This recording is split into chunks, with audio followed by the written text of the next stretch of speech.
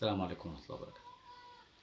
الحقيقة وأنا بقلب في الفيديوهات وقفت عند فيديو جميل جدا للشيخ حسن البرق، وهو بيشرح فيه للناس وبيتكلم عن أدب وخلق كابتن محمود الخطيب.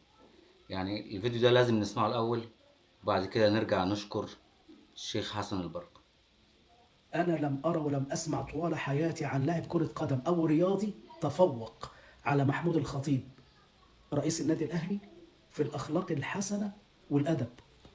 هذا الرجل محمود الخطيب يؤلف له كتاب في الأخلاق، سموه زي ما تسموه أخلاق الملاعب، كتاب يدرس ويدرس لكل لاعب، لكل رياضي، لكل منتسب للرياضة بشكل عام على جميع المستويات، على مستوى الملاعب، مستوى التدريب، على مستوى الإداري، حتى نخرج نماذج من الشباب مشرفة تقدم رياضة مشرفة تنتسب إلى دين جاء به صاحب الخلق العظيم محمد صلى الله عليه وسلم، الذي قال الله فيه: وإنك لعلى خلق عظيم.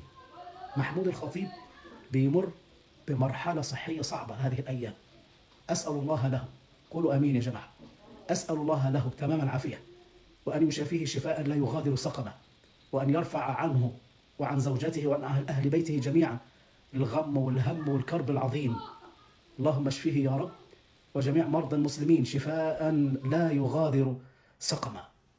يقول رسول الله صلى الله عليه وسلم: إن الله قسم بينكم أخلاقكم كما قسم بينكم أرزاقكم. وقال عليه الصلاة زي ما سمعتوا كده، ما شاء الله الأدب والأخلاق بتاعت كابتن محمود الخطيب يعني تتدرس فعلا، تتدرس إنها تستفز رجل دين أو مش رجل دين بس، يعني أي حد ملتزم يا سيدي إنها تشده، إن هو يتكلم عنها بالطريقة دي ويقول لك إن أخلاقه تدرس، تعمل كتب وتتدرس. ده فخر لكل أهلاوي، فخر فعلا لكل أهلاوي. زي ما قلنا قبل كده، كابتن محمود الخطيب دون من أأدب وأخلق الناس اللي ممكن تقابلها في حياتك. بس هل الخلق والأدب دون في مجال الإدارة، في مجال الإدارة دي ميزة ولا عيب؟ هسيب لحضراتكم الحكم، ويا ريت تكتبوا لي في الكومنتات إن كان ميزة أو عيب. السلام عليكم ورحمة الله وبركاته.